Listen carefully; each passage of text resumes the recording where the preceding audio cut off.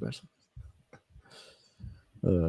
Hey, folks, welcome to Affiliate Nerd Out. I am your nerdabrator, Dustin House, spreading that good word about affiliate marketing. You're going to find me every Tuesday and Thursday around 12:15 on LinkedIn Live and wherever you get your podcasts. So please consider subscribing. My guest today is Igor Kaifetz. He is an Amazon best-selling author of list building lifestyle. Thanks for joining me today, Igor, and welcome to the Nerdatorium. Oh, wow. Great to be at the Nerdatorium. That's amazing. My first time. Well, you're a lifetime nerd, I would assume, in For this sure. space. Like, I remember seeing you as one of the first people I ever saw on YouTube ads. Oh, really? Probably I, five or I thought six. I was too late to YouTube ads. Really? Like, no, Yeah. I mean, you at least you got the targeting right, Yeah. because 5 or 6 years ago, people just weren't doing it in the right fashion, and Mhm. I was interested in affiliate and doing a lot of research and watching a lot of videos and making a lot of videos, and uh, you got me. Like, I came in, I took one of your courses, I got in your email campaigns, and then this comes full circle. Like, I actually get to meet you a couple of months ago, and just so honored to have you as my guest now. Wow, that's amazing. Like, it does happen every now and again. That things, like you said, happen full circle, especially with people who persevere and actually do something in the industry.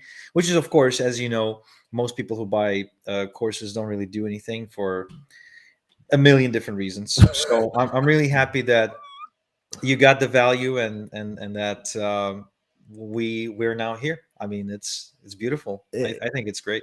It is amazing. This industry is incredible to continue your learning, and that was one of the first keys to me getting into the affiliate lifestyle rather than just being an affiliate manager, trying to make my way into the affiliate world. So, great tips there. If you have any questions for me and Igor, jump into the chats. We've got live Q&A going.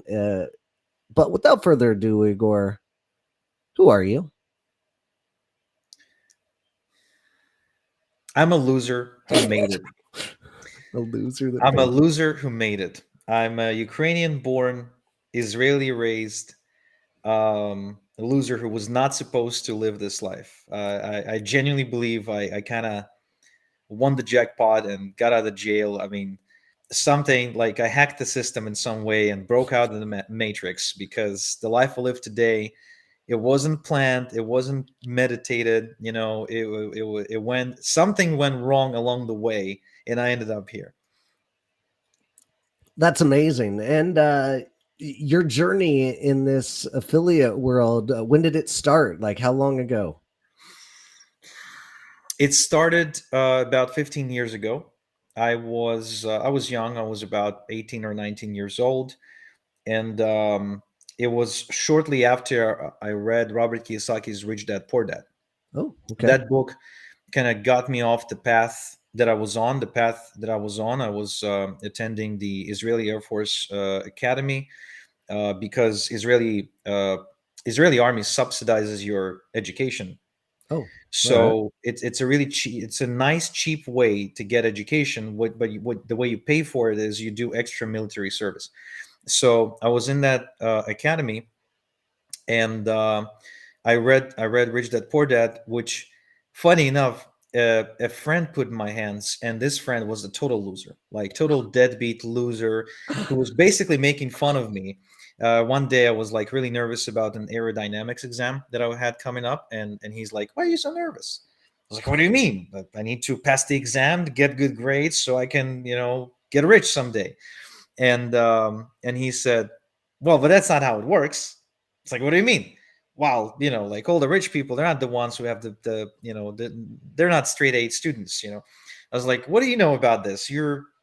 I mean, you've always been like bad at school and everything." He's like, "Yeah, but it's not. I'm not saying it. It's this guy Robert Kiyosaki who's saying it." I was like, "Robert who's?" Like, "No, no. There's this book, and he explains that the richest people in the world are college dropouts and so on and so forth." Hmm. And this was such a crazy, polarizing idea to me that I said, "You know what? I want to read that book." Okay. That night, I went with him to his place, got the book. He had to ask permission from his dad, and I read the book the same evening. Um, it totally blew my mind. Fast It reader. Shit. convinced me that I did not have to be born rich, Okay. and that I was in a completely uh, I was just basically in the wrong path to success For because I sure. wanted to be rich. I wanted to be successful. I wanted to call the shots in my life. I wanted to not be a loser anymore, and I wouldn't have a lot of money because I grew up very poor. Unfortunately, due to some events. If you want to get into those, I'll explain. But it's going to take another 10 minutes. But basically, my dad makes a bad investment. We moved to Israel to save ourselves from a local loan shark. In Israel, he suffers a heart condition, goes into surgery, can't get a job since. We live on one income or social security. It's sporadic, like sometimes it's like this, sometimes like that. Mooching money off of our friends and family, and so I grew up very poor, and I understand, with my skin, with every fiber of my DNA. I understand what it's like to be poor, and I don't want to be poor. So by the time I'm like a conscious young adult, like I'm thinking about money, and I'm thinking, how can I make some? For And sure. this book totally changes my paradigm, like absolutely changes my paradigm. Beautiful. We all need that kind of story. And we all know military isn't exactly the most forward thinking organization. I jumped into the Marine Corps when I was right out of high school and served my 6 years. But I always knew that I wasn't going to be a lifetime server in that industry because my mind was elsewhere, trying to go and hustle and make this money and get to this place where you are today. So, uh, our guest Igor, link in the profile. You can go check him out there. If you'd like to be in Igor's seat in the future here, go to dustinhouse.com/nerd, drop an application, and we can nerd out about affiliate. So, Igor, love the story, love the background. Everybody needs their start. So, what are you doing today, and who are you servicing out there? So today I run several online businesses, and that's one of my kind of rules is the business has to be online. I don't want an office. I don't want to micromanage people. I don't want to have corporate policies. It has to be online, and it has to be quick to start, easy Mm-hmm. to start, low barrier. So today I have a couple of businesses. One part of my business is I'm an affiliate marketer, so I promote other people's and companies' products and services in exchange for commissions. Actually, just before getting on the call, I received an email. There's like a $27,000 wire coming my way. It's about 40% of an affiliate commission that I've earned last month. And the other part of my business is I teach people how to do affiliate marketing, e-farming, list building. Basically, I kind of do it, but I also teach people how I do it. Sure. And that's like the ones that are taking the most of my time. But we're also developing a software, and there's a few other kind of passion projects happening on the side. We actually just developed an Igor GPT, as I like to call him. Basically, it's an AI version of me. Okay. Yeah, so it's really funny. Like it has a personality. It was trained on all my data, and it knows like to reference all the different things and be quirky. So now I can talk to myself, which is super enjoyable. I mean, I've always I was missing like somebody smart and capable and handsome in my life that I could talk to. So Oh, oh, brutal. Like you've got to. I can't imagine talking to myself. I would just imagine I would hate myself. Do you find the same thing when you're talking to your AI version of yourself? no, but I try to break it, right. Most of the time it's like, where's the button that I can push? Will money will come the other way? And it's like, I'm sorry, Igor, this button doesn't exist. Wow. It's like, Oh, awesome.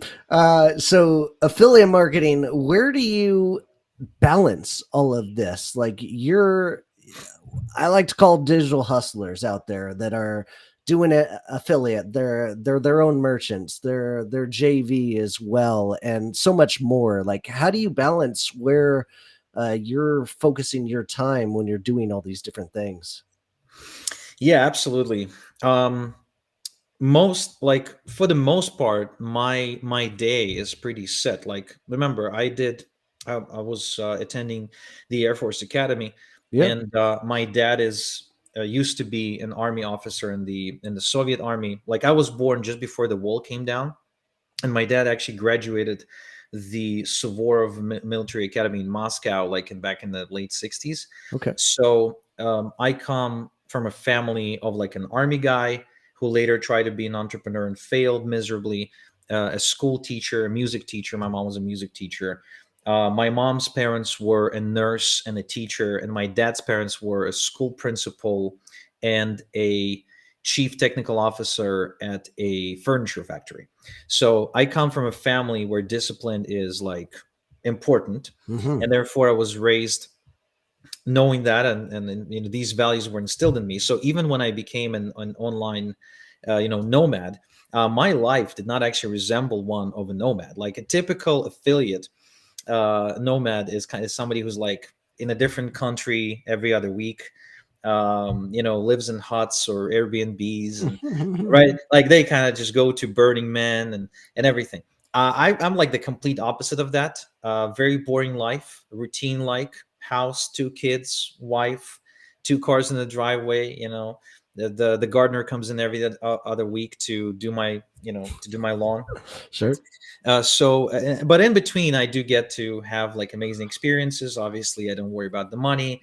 The inflation doesn't bother me. The upcoming stock market crash everybody's talking about doesn't bother me. It's just, it's a different life. It's just a lot more peaceful, a lot, there's less stress about finances. My kids can attend private school. Like I've actually been counting, like I spent more on private schooling in the last few years on my kids than my parents spent on rent in their entire lifespan in Israel, which is kind of fun. Wild. But I also moved my family out to Toronto. So I used to live in Israel, but now my family, like me, my kids, my wife, we live in Toronto. My parents are still back in Israel. Um, and there's really not much of a balancing happening simply because I wake up early. Okay. Having kids, you have to, because if you don't wake up, they'll wake you up, because for some reason they just 6 a.m. they're like up and running around. So I start working pretty early. I start working maybe 7 a.m., but then I'm done by 2 1 p.m., depends on if I'm feeling it today. Maybe if I've got an interview like this, which I would also consider work, although it's very fun too. Yeah. I'll do it in the afternoon, but for the most part my days are pretty balanced, because somewhere along the way, my mentors taught me how to properly manage my time. Okay. Because the advantage, but also disadvantage of having an online business is that you can work whenever. Yeah. When I just started and I was working 2 day jobs, I would work on my online business late at night. Sure. But when I switched, to full time online, then I could set my own hours. So I was able to really get a hold of my calendar. I learned to schedule things, including thinking time, meetings. Sometimes I'll schedule an appointment with myself just because I know I need to get something done. Now, if I'm traveling, that's a bit more challenging. Like this weekend, I'm going to be traveling to LA and then driving to Palm Springs. There's going to be a 3 day rock festival in California. It's going to be Guns N' Roses, Judas Priest, full AC/DC, Metallica, and someone else. So that's like a big deal to me because I wanted to see AC/DC live. It's on my bucket. There's like a bucket list that I have, and it's like Okay. number 5 on the bucket list because it's my all-time favorite band. So I'm gonna go there, and the weekend I'm gonna spend in California. So I'm probably gonna be going to the concerts, in the evening. But during the day, I'll wake up, maybe do a couple of hours of work, and then just hang out. Maybe go and get a massage or whatever, and then hit the festival. So it's very flexible, I guess, is what I'm saying. And no matter who you are or what your work habits are, you can fit it into your lifestyle.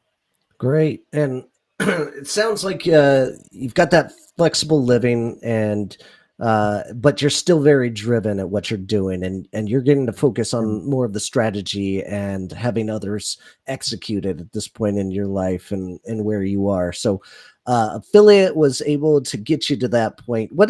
What does affiliate marketing really mean to you? And was this the original driver of all your revenue to get you to this point in your career? Hmm.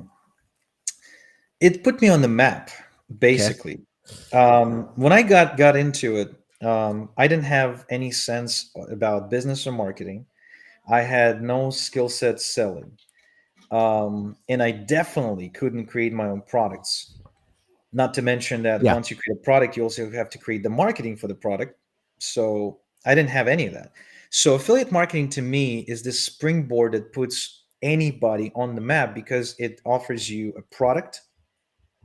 It offers you a processing service, meaning that somebody can swipe a credit card and you'll actually get paid. It you don't carry any risk whatsoever, Okay. because if somebody creates a product and they give you an affiliate link and you can promote the link and you make sales, like there's nothing you need to do. You don't need to invest into in infrastructure, websites, customer support, product facilitation, shipping, development, nothing. You just need to get like a good pair of eyeballs onto the page. And if they decide to buy, you get a commission. So there's no risk and all the upside. You can start instantly, literally like right now, can be making money within like a few hours. And your job as an affiliate really is to figure out how to get the most qualified targeted eyeballs to the offer you're choosing to promote. Not Okay. to mention that you can do it simultaneously for multiple different products, multiple different offers, multiple I'm sorry, multiple different niches, multiple different markets, and multiple different product types.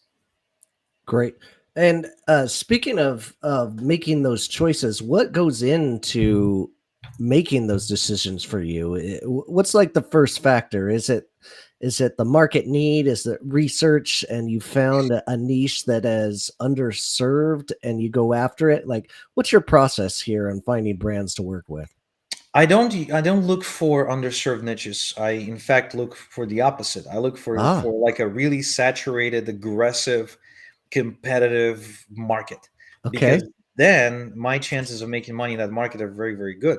You see, let's take golfing for example, right? Okay. So people who play golf, they're crazy about golf. They spend untold amounts of money on it. They're driven by God knows what, and they'll spend a lot of time on the green, and they'll put down $900 on like a stick. I mean, I don't get it, but people spend money on it.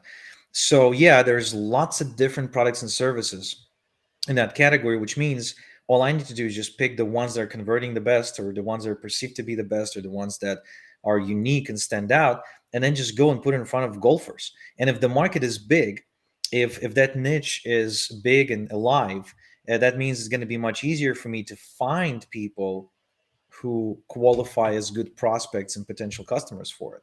Like if there's like a big community of golfers, or a big interest in golfing, then my job as an affiliate to bring the right eyeballs to the offer, website, link, whatever, is going to be much easier, because it's going to be much easier for me to find these communities. Then it just becomes a matter of, can I craft a message that gets their attention?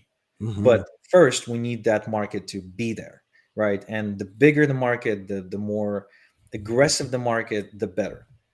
That's a really interesting, like, backwards model from what I've heard most affiliates, especially the ones that are doing it on a not a big publication style. Like, I Yeah. would say like big publishers follow that kind of trend, but the Mhm. smaller bloggers are always looking for the opportunities where there's uh you know Yeah. high keyword volume Yeah. and They do keyword low research, and of difficulty, right? course, yeah, because they're competing for a very limited space on the first page of Google.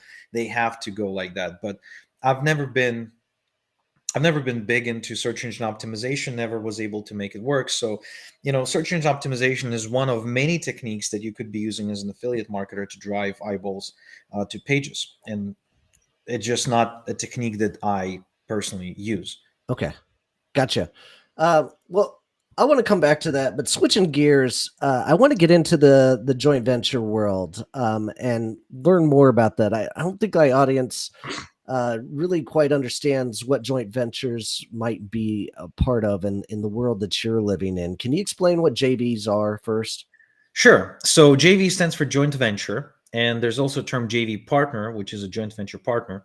It's someone you run a joint venture with, and a joint venture is really exactly what it sounds. It's when two parties come together and bring value of hopefully equal size to each other. And in the sense of affiliate marketing, for example, this could mean that two vendors come together and promote each other's products to their respective audiences, and therefore both will make money in two ways. One, they'll make money by selling their own stuff to another person's audience, and the other way they make money is they'll make a commission off of the other side of that transaction. So let's say, for example, let's say I have a supplement brand that helps people improve their memory. Okay. And let's say you have a supplement brand that helps people improve their energy, kind of get more juice to Okay. the battery. So we can promote each other because typically, somebody who wants to improve memory probably will be open to improving their energy levels too. Great. And so I'll run a promotion to my people, to my audience, my customers, Hmm. with your affiliate, with an affiliate link pointing to your supplement, and you'll do the same to your audience for my supplement. And by doing so, we will split the money for each sale that occurs, but also we will elevate both of our brands at the same time. Brilliant, brilliant. And what's a great way to do this, or maybe a most common practice? Is it in like the checkout cart, or is this via a webinar where you guys are both educating some folks? Like, what's the most common JV style of a partnership? I guess it would depend on the type of product, because Okay. the world where I hang out a lot, which is the info marketing space, where people sell coaching, consulting, Hmm. all kinds of information products, trainings, coachings, mentorings, membership sites. You'd see a lot of lots and lots and lots of webinars, Okay. um, especially for higher ticket stuff, for like things that cost more than $1,000. All right. When it comes to supplements, for example, I'm pretty sure they wouldn't be doing webinars, and they would just mail each other's long form sales pages. Um, so Okay. it would, I guess it would again depend on the market. Yeah. So it could be very simple and it could be a little bit more complex, just depending on what the products are and how much sales you have to actually put in behind the other person's or company's Yeah. product. Okay, Yeah. gotcha. Um, well, great. Thanks for dropping that definition. And in your world, like, what kind of networks are these JVs typically on? I don't see them happening a lot on an Impact or a CJ in most parts, but like what kind of networks are these happening on? So again, depends on the different markets. For example, Impact sounds more like a software platform, right? Different CPA networks specialize in different offers. Okay. What I would say is that joint ventures is something you come across more often, not so much from networks, but in mastermind style environments where people come together to exchange ideas, to brainstorm marketing promotions, to get a mentorship and advice. So if you're a member of like a mastermind of some kind that relates to your business, you might find that, let's say as a supplement owner, you might find that being just a member of a uh, a mastermind for supplement brand owners, even though there's no specific goal for that mastermind to facilitate joint ventures, just by putting everyone in the room with a similar type of business ends up creating joint venture opportunities. Hmm. Yeah, so it's almost like a side effect, without, like, not a primary thing, not the primary purpose, but a side effect. Beautiful. Just the power of networking in those network in those circles is incredible. I've great. You've invited me into your world in the past with the JV mixer that you've done, which is an incredible value for those in that space. And you make it into like a speed dating situation, which I Yeah, thought was really brilliant. yeah, it's really neat, like, because as over the years, as somebody who was always looking for joint venture opportunities, I found myself having to join, $30,000 a year masterminds, go to different seminars, and I still do it. But the problem with that is, first off, you actually have to travel somewhere. Second, it's 30 grand a year. It's, I can afford it, but it's not like I'm like happy to pay it. Yeah. I still cringe having to pay it. So I figured at some point, what if I created an environment where we just come in with the purpose of creating joint ventures, and we just have to, show up once a month virtually, and then we can network with like a bunch of people really, really fast. Because, even like the idea of having each and every one of us spend about 4 to 5 minutes with each other is is going to give us the opportunity to assess whether or not we want to continue the conversation, and then we're just free to do follow-up calls, and and develop these relationships further. Because another thing about joint ventures is that they don't always happen right away. Hmm. Meaning sometimes it takes like a couple of years for a joint venture to actually take place. Like you'll meet somebody at an event or a dinner, and then time will pass and they'll see your ad on YouTube, and or you'll see their ad on YouTube, or you'll come to a different seminar, and all of a sudden they're hanging out there too. Oh, let's go grab lunch. You grab lunch. Okay, so 6 months later, you go on their podcast or something, and then it's sort of like it's a slow burner, but eventually turns into a joint venture. And what's important, it's a relationship. Because joint venture alone is great value, but what if a joint venture actually leads you to go and do more handshakes Hmm. that end up turning into more joint ventures? That's the true beauty of like long term relationships in this game. For sure. And I think that's so true in every form of partnership. Like nothing happens the first time you shake hands with somebody. They have that trust has to be built and developed in some kind of capacity. Somebody's got to give somebody a little bit more value to get something reciprocated back in the end. So very rare do I go to a conference and like meet somebody and we knock it out of the park the next week. It's just really hard to build that kind of camaraderie that quickly. But with meeting them again the second time, that's when the real money comes. And I just love that you're facilitating these kinds of relationships. The one that I went to, I think I met 30 people in about 45 minutes, and it was just speed dating at its absolute finest, and I just loved it. It was incredibly valuable. So thanks for letting me come into your network there, man. Yeah, my pleasure, man. I love inviting, high quality people there. We curate it. We truly only let high quality people there, and I felt that you'd be a great addition to the room. I appreciate that. So wrapping up on JVs, like where do you get training for this? Is there anything that out there that can train people on like how to become joint venture savvy? To be honest, personally, no, I don't teach it, but I know you do. I know you are, actually together with, I would say, a leader in that space on how to do joint ventures. So maybe you want to talk about that. Well, I guess that brings up our sponsor of the day. Oh, who should it be? Perhaps it should be Performance Marketing Manager. Oh, the online course that is teaching the right steps to be an affiliate manager and grow your affiliate program. I don't dabble a lot in the joint venture. I appreciate the plug, Igor, but I'm just getting started in this world, and I can't wait to continue on and carry on. But my community is growing by the day, and we are all going to be in this joint venture world in no time. So come check out my community. If you'd like a checklist for your affiliate marketing program, go up to this QR code or go to dustinhouse.com/checklist and go check that out.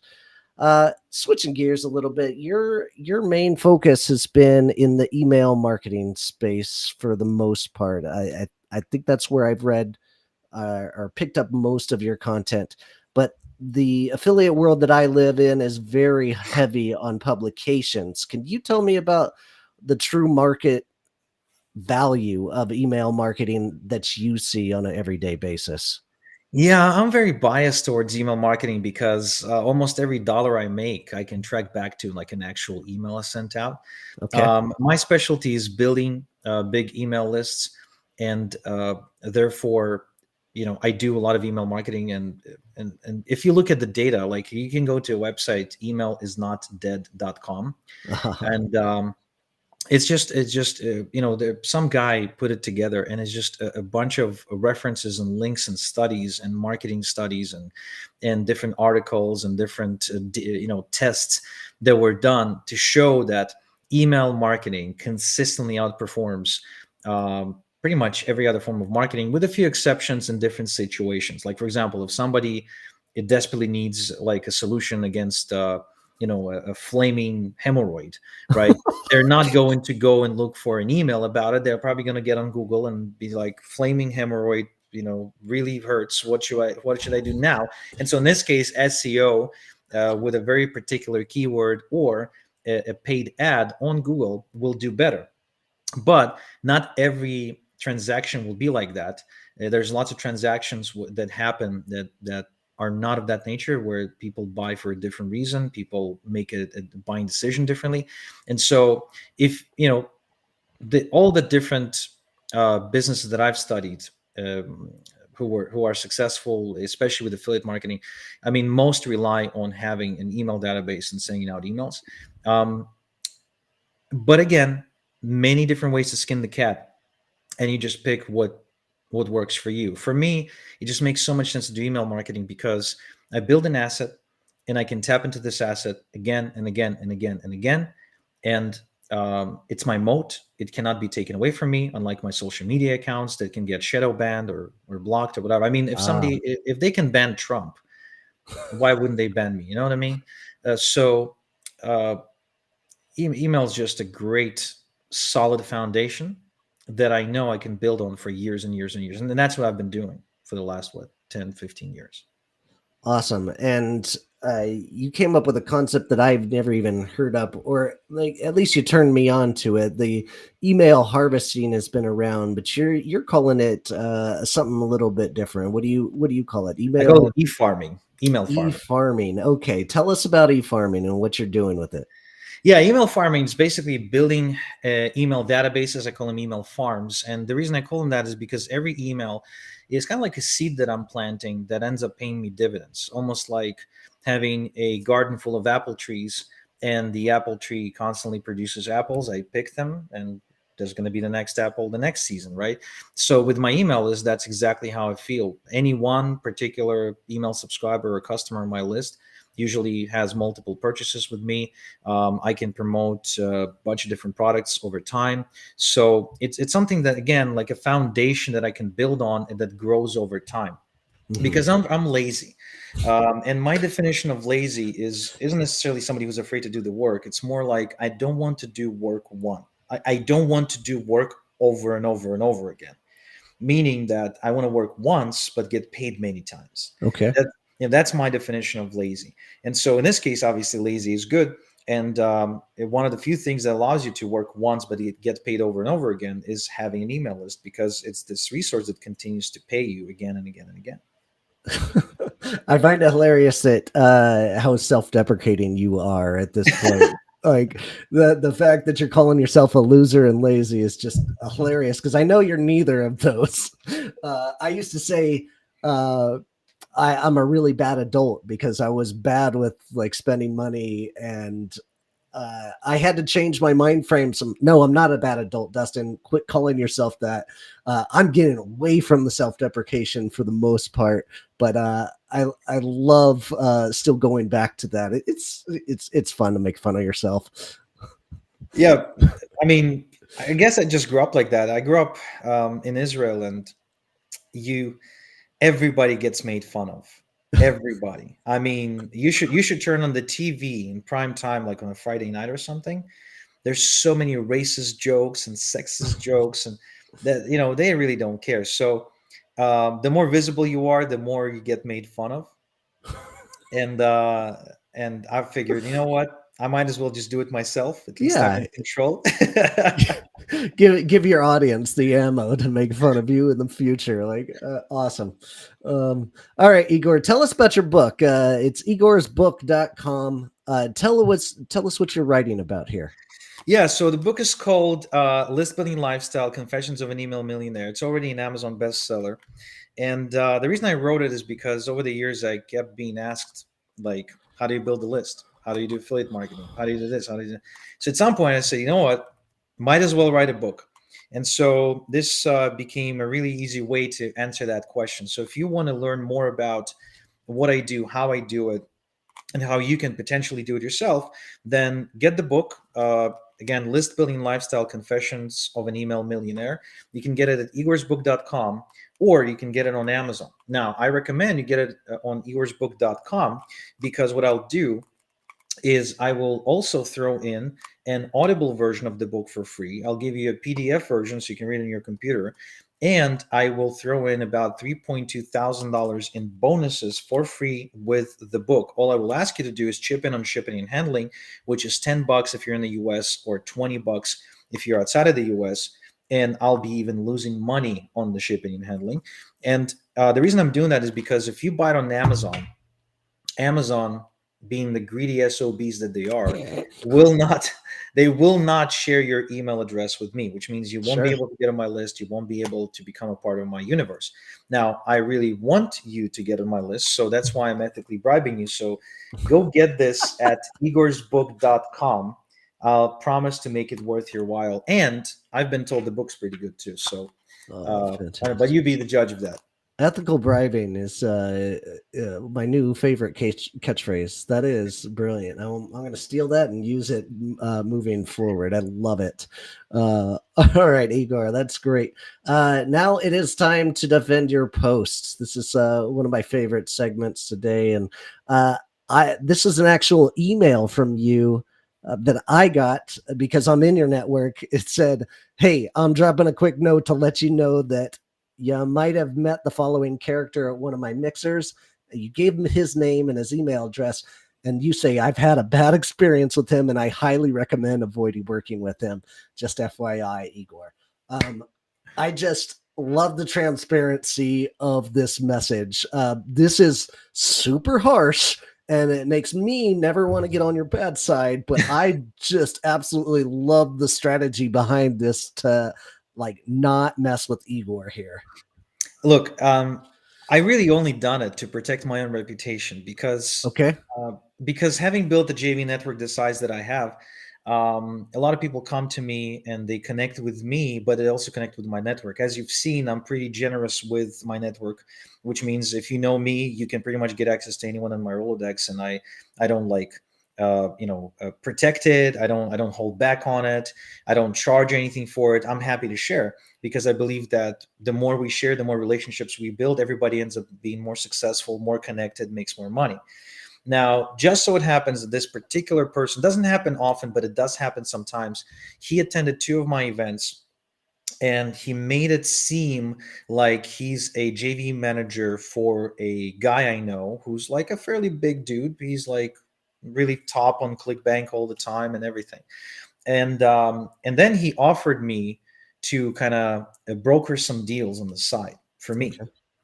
Now, I gave him some criteria on the deals that I was looking for, and he actually brokered the deal that did not meet those criteria, in spite of having clear instructions. And I've repeated the instructions several times. I've ensured that he follows them. He said yes, yes, yes. And then he brokers this deal that ends up being dragged out over a couple of weeks. And the size of the deal is so small that it's just not worth it for me to get my team working. And I already had them working on the deal for like 2 weeks, and I end up canceling the joint venture. Okay. And I go back to this guy and I say, hey, I canceled the joint venture because it doesn't meet the criteria that I gave you. Please, next time, make sure that it meets the criteria.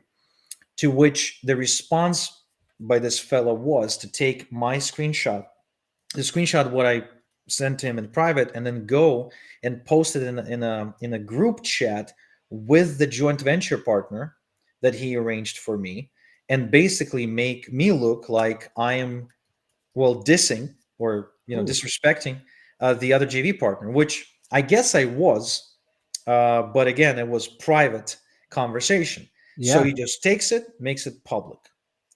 To which I felt, look, there's it's okay if you bring me a JV deal that didn't work out well, but it's a totally different conversation if you're acting unprofessionally like that, which For means I sure. can't trust you.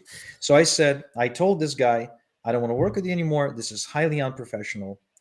And he, in return, he ended up sending me some angry, messages, whatever. Again, acting more and more unprofessionally. To which I felt, you know what? If this guy attended a couple of my events, he might be pitching the same deals to my friends. Hmm. Now, if he pitches them bad deals and they met him at my event, it's probably gonna hurt my reputation, because your For sure. reputation is only as good as the people you associate yourself with. So the same night or the same day or maybe the next morning, I sat down and I wrote this message. I said, look, if you're working with him, or if you met him, I had bad experience. I don't recommend working with him, and that's it. I didn't explain what happened. I didn't try to further convince anybody. And what's interesting is that I received quite a few replies saying something like, "Oh, noted, thanks," or basically, "Thanks for letting me know." There was no drama beyond that of any kind. There were two people who really wanted to know what the hell happened. So I told them on a private call. But other than that, most people just said, okay, noted. And that's it. That was the end of it.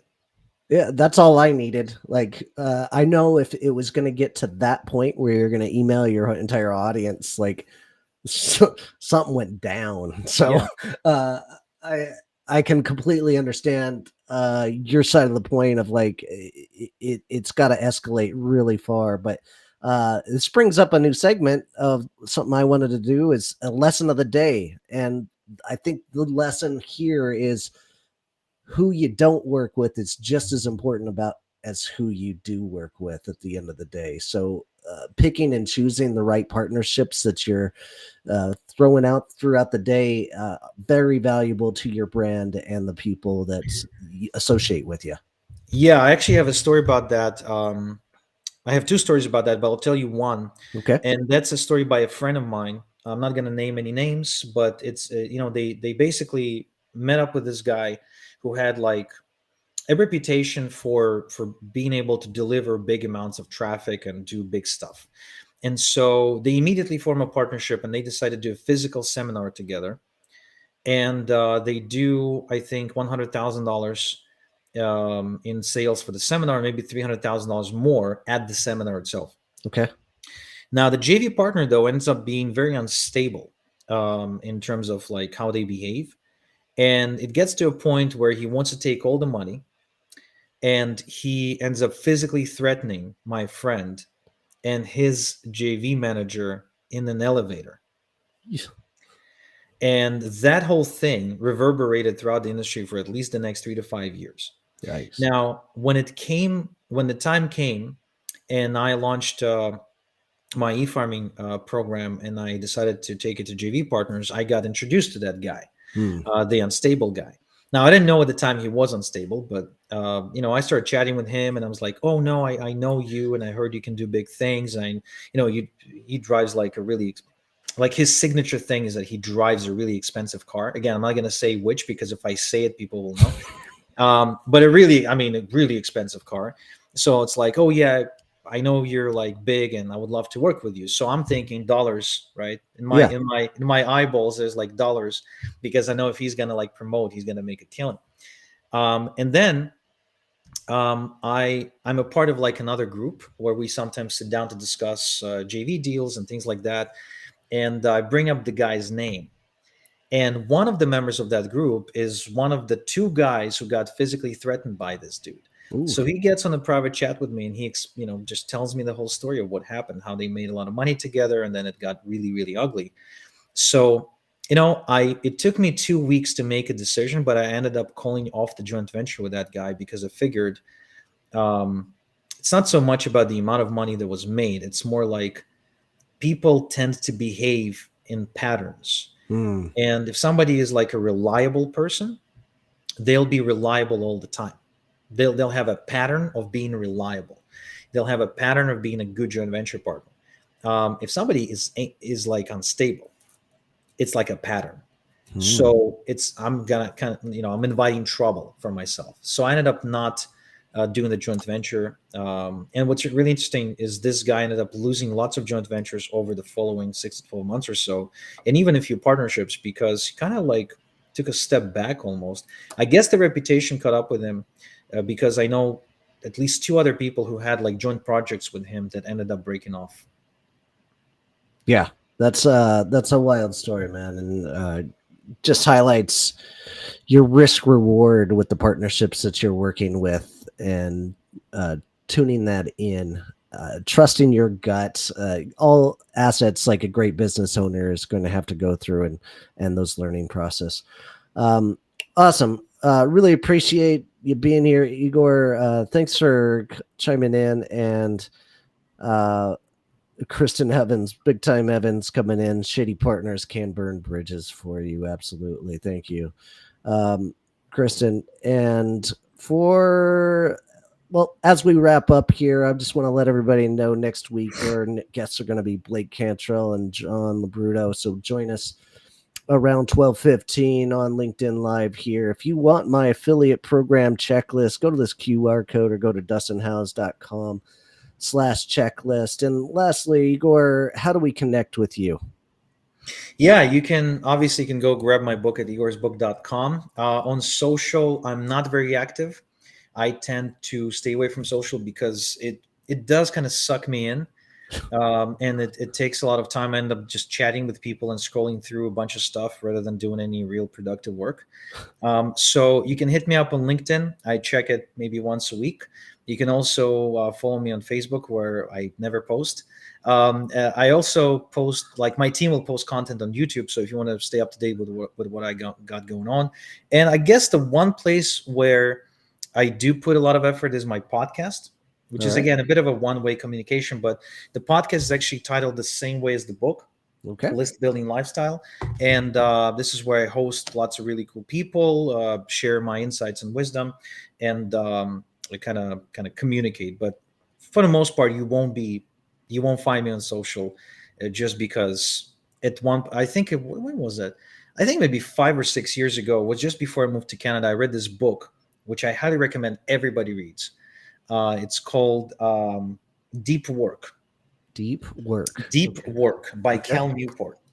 And that book pretty much convinced me that I don't need to be on social, and that I don't need to check my email every 20 minutes, and that I can completely disconnect from the world for, a period of time, without hurting my income and without, like, you know, basically missing anything. Because, that book made some solid arguments, especially if you're a creative type and you need to do any kind of content creation, or if you're the sort of person who has to do lots of thinking, lots of decision making. um, Very good book. Incredible Fantastic. book. Yeah. All right. You can find a link, my affiliate link to Deep Work book, in the description of this, because if I'm missing out on affiliate commissions, I'm doing it wrong. Igor, really appreciate your time. Thanks for being here and spreading the good word about affiliate. And this is Dustin House signing off. Join me next time on Affiliate Nerd Out and keep on recruiting. Take care, guys.